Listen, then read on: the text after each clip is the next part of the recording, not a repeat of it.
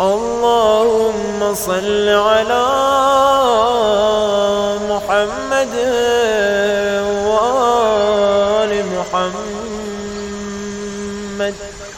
بسم الله الرحمن الرحيم.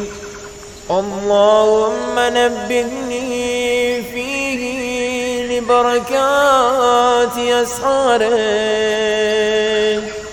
ونور فيه قلبي بضياء أنواره، وخذ بكل أعضائي إلى اتباع آثاره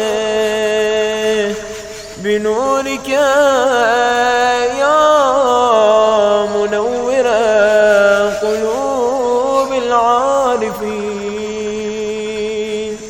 برحمتك يا أرحم الراحمين.